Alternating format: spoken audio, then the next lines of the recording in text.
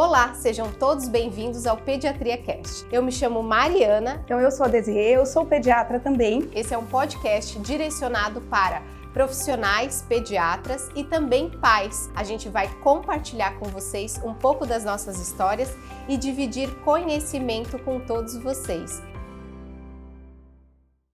Olá, seja muito bem-vindo ao Pediatria Cast. Eu me chamo Mariana, estou aqui com a Desirê. Hoje nós vamos falar sobre desfraude. Mas antes da gente entrar no nosso assunto, eu gostaria que você se inscrevesse no nosso canal, ativasse as notificações aí no sininho e também deixasse seu like para não perder nenhum conteúdo sobre esse tema.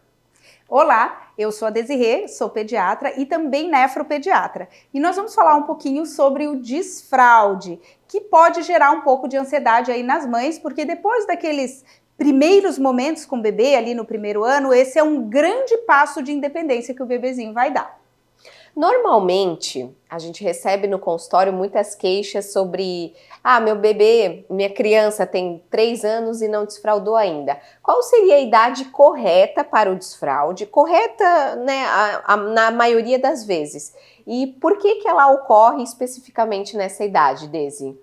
Então, na verdade, existe uma idade limite, porque isso também faz parte do desenvolvimento neurológico. Assim como todas as etapas do desenvolvimento, a gente tem mais ou menos uma idade em que aquilo deve acontecer. E a gente considera normal que uma criança saia da fralda do dia até mais ou menos 3 anos e meio. Isso é o que a gente considera normal.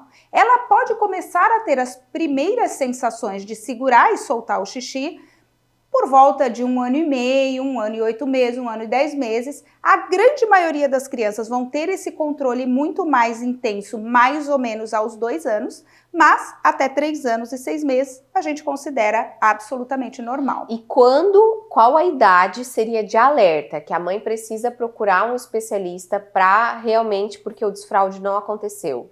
A partir de 3 anos e 6 meses é quando a gente vai olhar. Claro, assim como em todo o desenvolvimento do bebê, existe uma construção para aquilo acontecer. Então a gente, talvez um pouco antes, já perceba que existem alguns outros atrasos que vão acabar, e aí o desfraude é só no bolo ali junto com aqueles outros atrasos, então a gente pode acabar investigando antes isso. Não o desfraude em si, mas os atrasos no neurodesenvolvimento. Então a gente vai precisar que a criança com mais ou menos 2 anos ande, fale, seja capaz de tirar e colocar uma roupinha simples, tem a capacidade comunicativa de dizer o que ela está sentindo, estou com vontade de ir ao banheiro. Então, a gente consegue de forma global entender se está indo tudo bem e se aquela criança realmente irá desfraudar dentro desse período adequado. E os primeiros sinais para o desfraude geralmente acontecem algumas famílias até um pouco antes, como você falou, de 2 anos, né? Mas eles começam a se incomodar muito com a fralda, né? Então eles fazem cocô, fazem xixi, já querem tirar o tempo todo a fralda. Eles começam a avisar depois que fizeram o xixi e cocô, porque provavelmente já tem a percepção da pele molhada, da fralda encostando na pele. E aí, quais os próximos passos para que a mãe possa perceber que o bebê está pronto para tirar a fralda? Isso, e é exatamente isso. Quando a criança tem a percepção de que está fazendo o xixi. Porque o que acontece? A primeira coisa que a criança vai aprender é segurar, depois ela vai aprender a soltar de forma voluntária.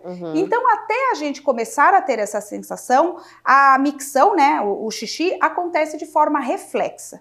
Então, a gente, desde recém-nascido, a nossa bexiga é cheia de nervos ao seu redor. Conforme ela enche, ela distende esses nervos e há uma contração da bexiga. Isso é involuntário, então é inconsciente. Tá? É reflexo.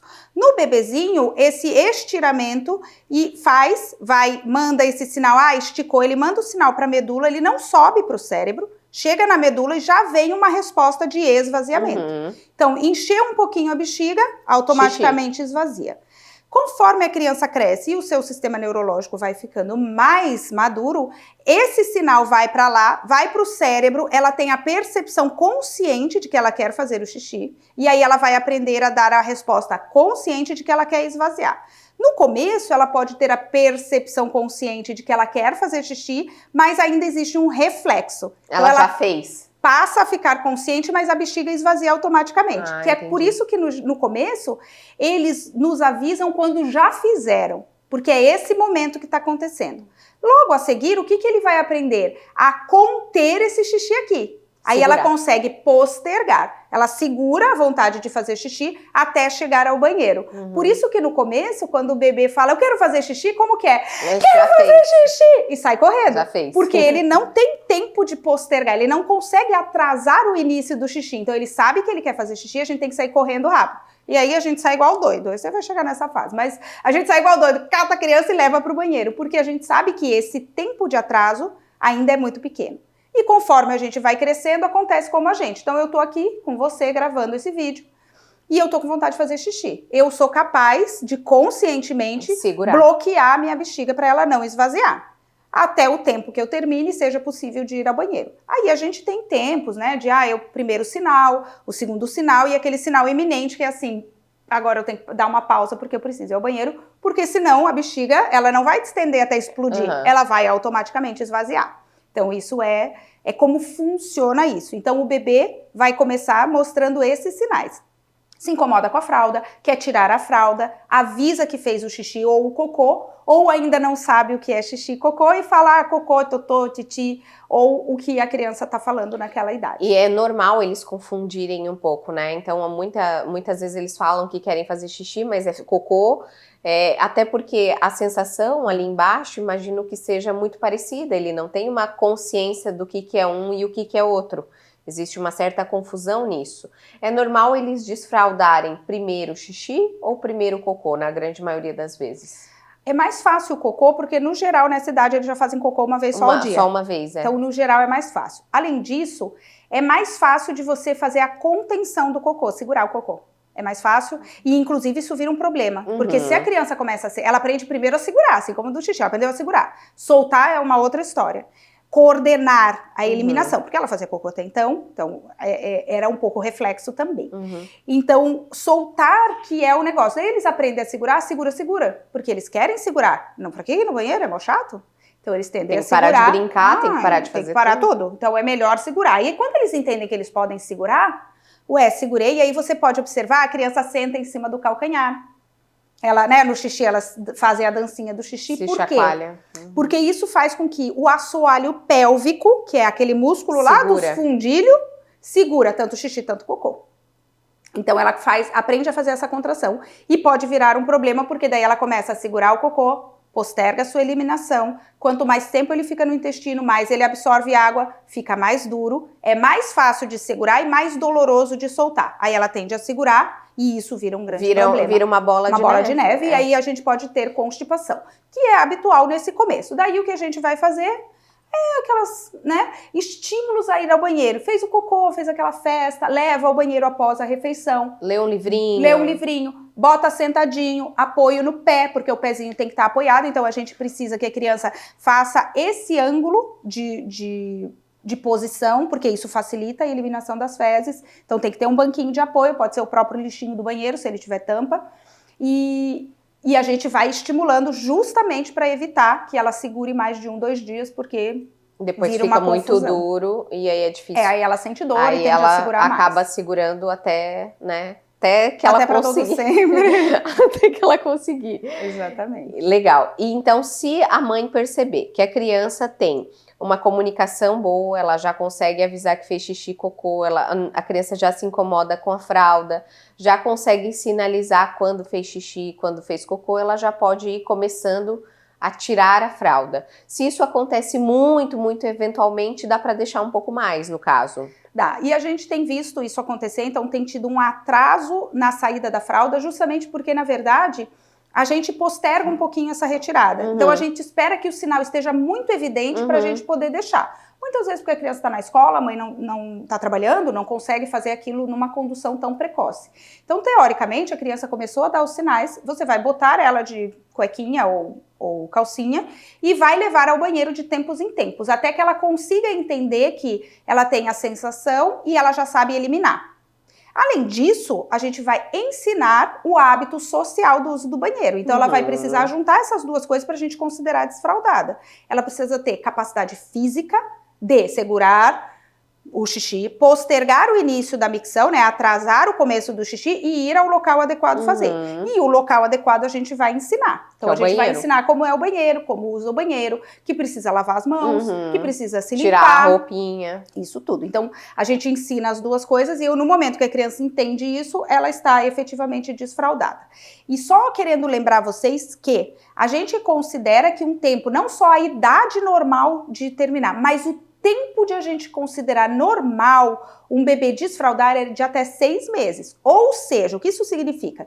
Que hoje eu comecei o processo de colocar o meu filho sem fralda, né, de calcinha ou cuequinha, ele pode levar até mais ou menos 6 meses para não ter mais perdas. Isso é normal. Não é um problema, porque as pessoas acham... que é 10 dias. Não, colocou a cueca, nunca mais vai fazer. Não é, ela pode ter escapes ao longo de 6 meses e a gente considera isso normal. Ah, legal. E isso é interessante, realmente, da mãe prestar muita atenção nesses sinais, porque tem crianças que eu já vi, pelo menos, levar muito tempo para desfraldar, mas é porque não estavam prontas. Aí elas começam com situações constrangedoras, como fazer xixi na calça, aí ela tá na frente de todo mundo, já tá na idade de ter um pouco de vergonha, né, de se sentir acanhada por justamente ter feito xixi, enfim. Então é muito importante tanto a idade quanto o tempo estarem alinhados. Isso, e sempre lembrando que isso é um processo de aprendizado. Quando o bebê começou a dar os primeiros passinhos e ele tropeçou e caiu, você não brigou, você não xingou e você não desestimulou ele a andar. Então na hora do desfraude a gente também vai tratar como se estivesse ensinando ele a andar. Perdeu na calça? Ok. Troca a calça, na próxima vez vai dar tudo certo. Lembra que a gente pode ir no banheiro? Fez o xixi na calça, vai fazer o mesmo processo do banheiro. Bota, ajuda, pede para a criança ajudar a botar a calcinha ou a cuequinha lá no cesto de roupa suja ou na área de serviço, porque tem cheiro de xixi. Vai levar ao banheiro, lavar as mãozinhas, porque a gente está ensinando as duas coisas. Foi tudo bem?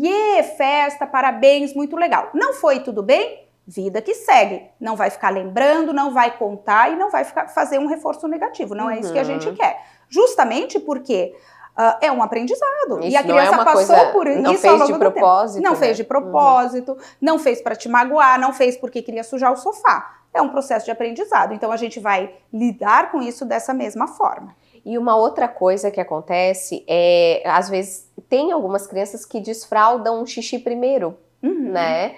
Então, nesse caso, elas ainda não sabem o desfraude do cocô, não sabem ainda usar o banheiro para o cocô. Pode ser natural e não ter maiores problemas a mãe oferecer a fralda só para fazer o cocô? Isso é uma coisa bem comum que a gente vê. Porque então, assim, às vezes pode, né? Tem gente que diz que dá confusão, aí a criança não sabe o que está acontecendo. Gente, se a gente for pensar numa criança, a quantidade de aprendizados que ela tem ao longo do dia é impressionante. Nós, adultos, não aprendemos a quantidade de coisas que eles aprendem. Então, eles são capazes de aprender variadas coisas ao mesmo tempo. Então, não tem essa história de confusão. Ótimo. O que acontece é que, às vezes, o xixi é mais fácil de fazer e a criança aceita melhor, não tanto pro cocô. Então, eles, às vezes, têm dificuldade.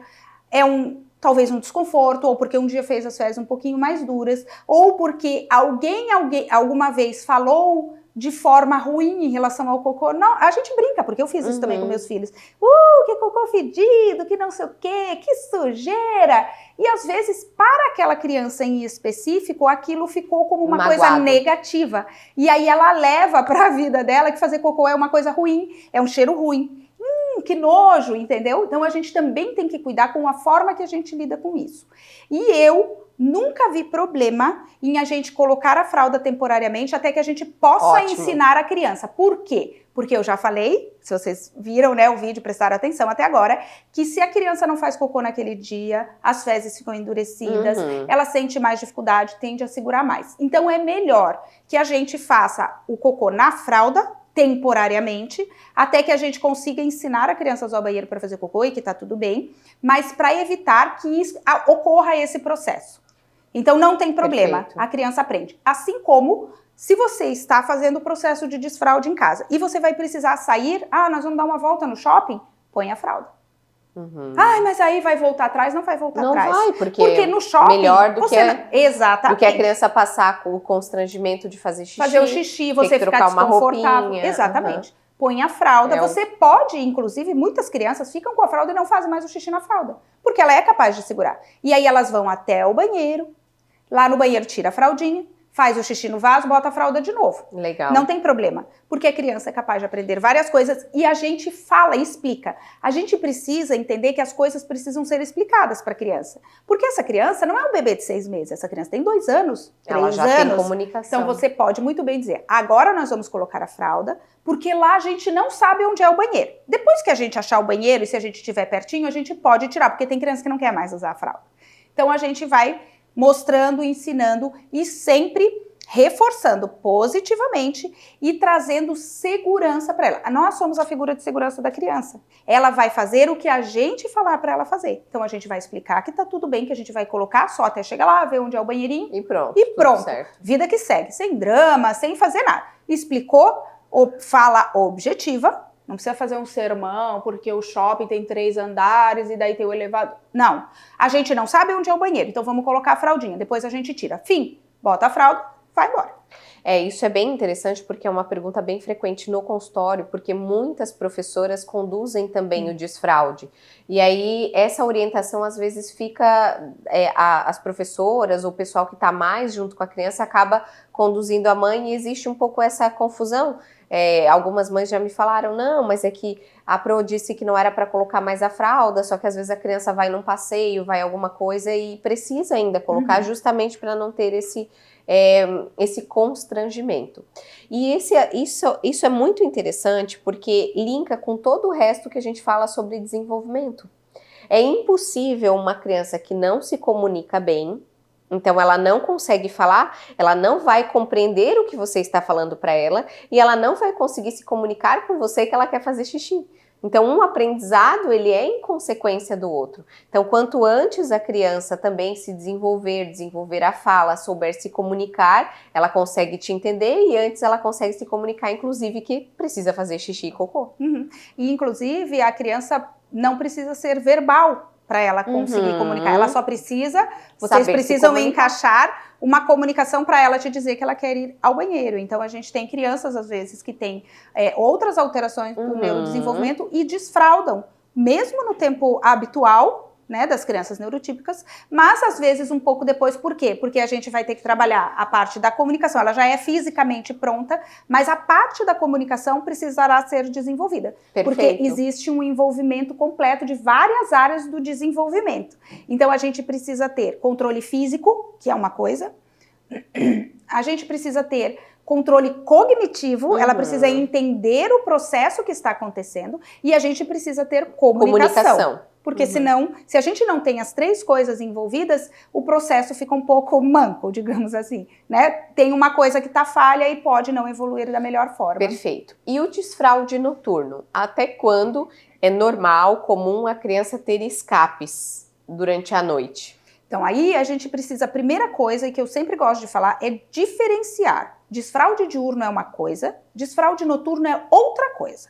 Por quê? Porque num estamos conscientes e no outro estamos inconscientes. Então não existe treino de xixi noturno, isso não existe, você está dormindo. É só controle físico.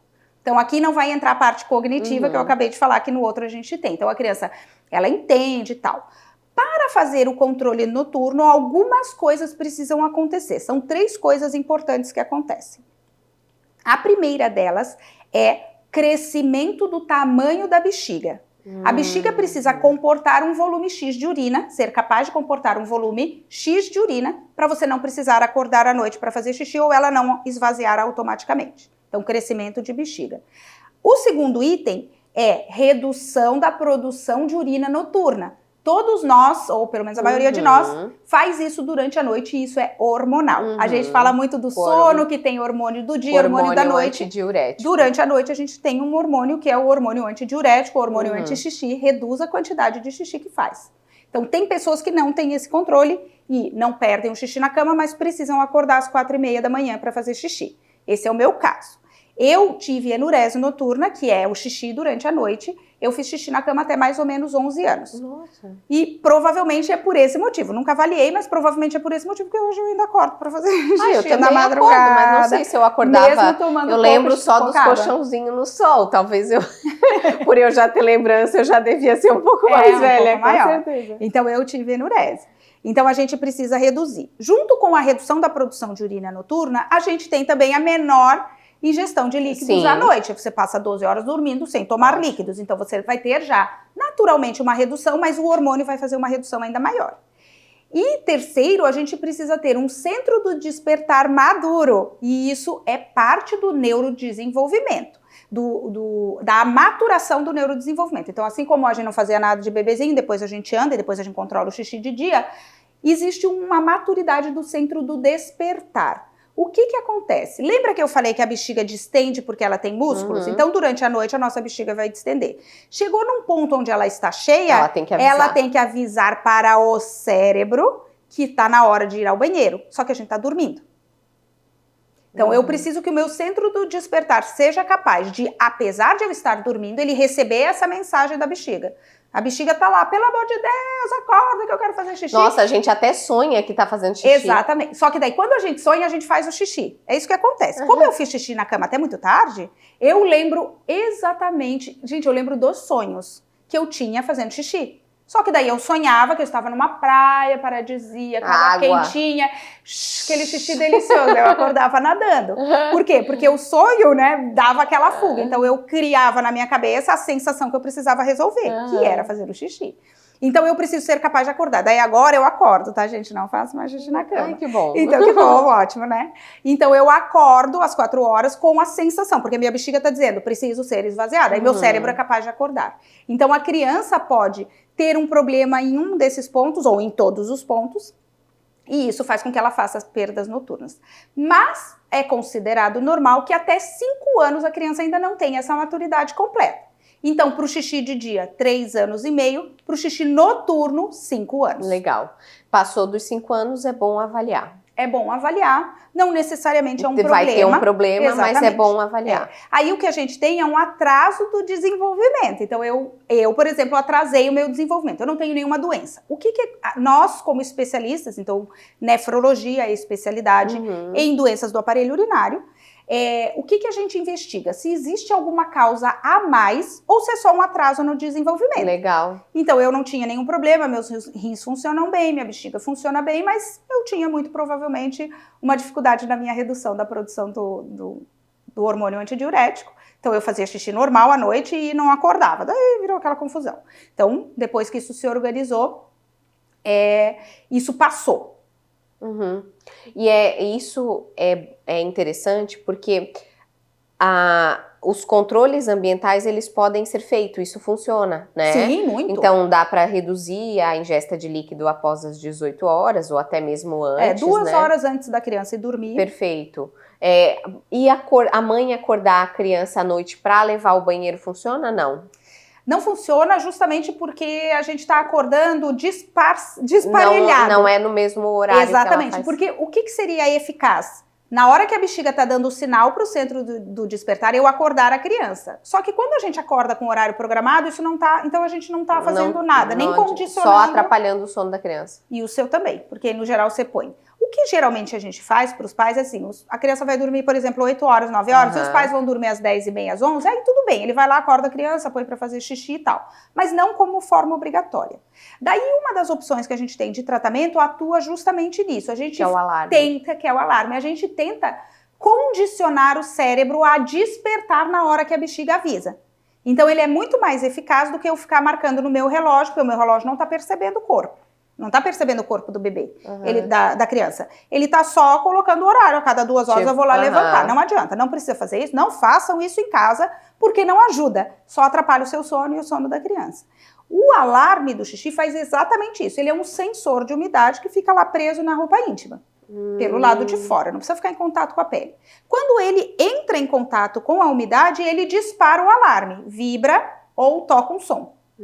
Para quê? Para despertar a criança. Então a gente vai condicionando o cérebro a despertar na hora que a bexiga está falando, entendeu? Então ele é um tratamento de alta eficácia. E mesmo assim, 30% das crianças, depois que param de usar o alarme, voltam a ter perdas noturnas. Porque às vezes a gente precisa esperar o tempo passar para que ela fique madura. O meu tempo foi 11 anos. O tempo na minha família, eu tenho outras pessoas na minha família que também tiveram enurese, isso é muito comum, tá? Ter um padrão familiar.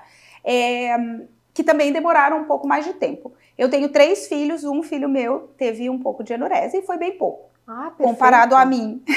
Comparado a mim, foi até mais ou menos uns 11 anos, ele foi até uns próximo de 7 anos. Que interessante, muito legal. Tem uma pergunta muito, como é que eu posso dizer, diferente no consultório, que as mães falam, que é quando a criança pula com os 2 pés, ela tá pronta para desfraldar. Existe alguma verdade nisso? Ou é só um conhecimento popular? Na verdade, virou um conhecimento popular, mas o que acontece? Para você ser capaz de pular com as 2 pernas juntas, você vai ter que ter um desenvolvimento muscular e controle da região pélvica completa, então da cintura, né, da cintura de quadril e tudo. Então a gente entende que quando a criança é capaz disso, muito provavelmente ela já é capaz de ter os controles. De segurar o xixi, que é a mesma musculatura que ela usa para Isso, a gente tem musculatura no canalzinho do xixi, no canalzinho do cocô, uma musculatura própria voluntária que a gente consegue controlar conscientemente, e junto com isso a gente tem esse fundo que também tem uma musculatura. Então é uma dupla porta, digamos assim, uma do xixi, uma do cocô, e uma que controla os 2 ao mesmo tempo, que faz contração. Por isso que quando a criança segura muito o cocô, ela tende a segurar muito o xixi, porque na verdade ela controla esse músculo do assoalho pélvico, tá? Que é esse músculo ali do fundinho. Então, a gente acaba entendendo que se a criança é capaz de pular com as 2 pernas, muito provavelmente ela já tem esse controle pleno, sim. É um conhecimento popular, mas que adaptado ao nosso conhecimento científico funciona mais ou menos parecido. Mas não esquecendo que a criança precisa se comunicar, se incomodar com a fralda e com as outras coisas necessárias. Não só pular com as 2 pernas e a gente tira a fralda e pronto, né? Isso aí. E outra coisa sobre o xixi noturno, então, que a gente faz as orientações, antes de qualquer tratamento, a gente vai fazer uma orientação para aquela família. Que foi o que você falou, diminuir a ingestão de líquidos a partir, geralmente a gente fala 18 horas, por causa que as crianças vão dormir entre 8 e 9 horas, então mais ou menos 2 horas antes de ela ir dormir. Fazer xixi antes de dormir, mesmo que a criança diga que não tem vontade, ela tem que sentar, fazer, e que vai fazer apoio no pé, porque assim como para o cocô, a criança precisa estar apoiada, o pé precisa estar apoiado para poder fazer o relaxamento completo da musculatura pélvica. Então, essa musculatura que a gente segura, se a gente está com o pezão pendurado lá, ela não consegue relaxar e a gente pode não esvaziar a bexiga de forma adequada. Então, precisa estar com o pezinho apoiado. E a gente precisa fazer uma mentalização com a criança. Então, dizer para a criança, primeiro, se mostrar disposto a ajudá-la. Se você quiser fazer o xixi, pode chamar a mamãe. Deixar uma luzinha sentinela no caminho ou lá no banheiro, alguma coisa muito pequena para ela, caso precise ir, ela consiga achar o lugar, apesar de que em casa a gente anda no escuro porque conhece, mas é importante deixar as crianças, principalmente nessa idade, 5, 6 anos, já é idade de medo. Então, ela pode acordar com vontade de fazer xixi e não ir e acabar pegando no sono de novo e fazer o xixi na cama, que era o que acontecia comigo. Então, como eu fui muito velha, eu tenho as recordações disso. Então, eu tinha medo, dormia e fazia o xixi na cama. E a gente precisa tentar fazer uma forma de deixar o cérebro, o centro do despertar, mais desperto para os sinais. E isso a gente faz através de algumas medidas. Uma delas é fazer com que a criança mentalize isso antes de dormir. Isso pode algumas pessoas achar que é bobagem, mas não é. Você programa o seu cérebro para isso. Então, eu vou acordar se eu sentir vontade de fazer xixi. E no dia seguinte, caso haja perda, isso não é uma punição, é fazer a criança participar do processo de limpeza do quarto. Isso não é uma punição, não é como castigo, nada disso. Por quê? Ela vai estar deixando o cérebro dela mais preparado para acordar durante a noite. Então, a gente trabalha o cérebro acordado para que quando ele estiver dormindo, ele consiga responder de forma melhor. Então, não é para falar, agora vai lá limpar a sua cama, põe tudo. Não, é chamar a criança para participar daquele momento. Vamos ajudar a mamãe, isso, vamos levar lá no coisa, vamos passar o cheirinho, vamos botar o colchão no sol, para que a criança, o cérebro dela vá ficando mais consciente ou mais predisposto a reconhecer aquele sinal de que está na hora de fazer o xixi. Muito legal. E é interessante também a gente não esquecer que a criança, ao longo do dia, ela pode ter escapes. Mas esses escapes, às vezes, eles estão ligados à distração dela. Ela tá brincando, ela tá fazendo uma atividade, então muitas vezes ela segura o xixi até não dar mais só para não parar de brincar. E muitas mães às vezes confundem um pouquinho com a história de que o desfraude não foi bem feito, ou tá com uma infecção urinária, mas muitas vezes é só a gente lembrar a criança, não esquece que a gente tem que fazer xixi, tem que parar um pouquinho para fazer xixi, é bem rapidinho, você já volta a brincar, porque aí eles se sentem mais seguros também.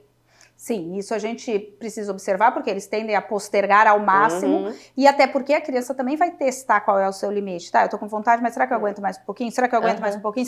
Até que chega na hora que ela não aguenta mais e aí dá aquela escapadinha. Mas a gente precisa ficar atento principalmente se a criança tem escapes de xixi e costuma ter ou escapes de cocô ou ser constipada, segura muito o cocô. Porque aí a gente pode ter uma alteração de eliminações, porque a gente pode ter um mau funcionamento real da bexiga, ou um mau funcionamento real do intestino, que justifique a gente ter sintomas relacionados a isso, tá? Então a gente precisa ficar atento se isso está muito intenso, ou se tem escapes de infecção de urina associado, ou principalmente se a gente tem sintoma urinário e fecal ao mesmo tempo, é importante passar com um especialista. Uma coisa às vezes pode estar influenciando a outra. E eu queria falar uma última coisa que é muito comum que as mães falam, ai doutora, a criança está ali com 1 ano e 8 meses, 1 ano e 10 meses, e a mãe fala assim, doutora, eu acho que ele está com infecção de urina. E eu pergunto, mas por quê? Porque ele está toda hora assim, ó, Como que dói? Na verdade, não é dor, ele tá fazendo xixi, ele tá tentando segurar, não tá conseguindo, o xixi tá escapando. Muito provavelmente é isso que tá acontecendo. Então, nessa sensação, ele não sabe isso, e não sabe responder se é dor, mas ele faz ai e tende a botar a mão. Porque quando a gente aperta a musculatura do assoalho pélvico, contém a urina, exatamente. Então, a gente também tem que ficar atento, porque às vezes a criança ainda não pede para tirar a fralda, não faz nada, mas ela começa a fazer isso. Quando vai fazer o xixi, você vê que ela para e fica meio segurando ali, porque ela tá tendo as sensações já, e às vezes ali, dependendo da situação, a gente já consegue conduzir para o desfraude. Perfeito, Desi. Eu acredito que essas foram as orientações sobre o desfraudes e foi um grande resumão, porque é algo muito recorrente tanto no nosso consultório quanto nas nossas redes sociais. Existe um mito muito grande, muitas pessoas interferindo no processo mãe e filho com relação ao desfraude, família e filho com relação ao desfraude. Lembrando que se alguma coisa fugir da normalidade, é importante você consultar o seu pediatra que acompanha para ele realmente tomar as devidas decisões ou encaminhar para o especialista conforme a necessidade. E é isso. Obrigado a todos. E se você acompanhou esse vídeo até aqui, gostou desse conteúdo, quer receber mais informações a respeito de toda a infância, todos os cuidados com a saúde, já siga o nosso canal e compartilhe ele com outras mães. Quanto mais mães estiverem informadas, melhor e mais leve será a nossa maternidade. Até mais!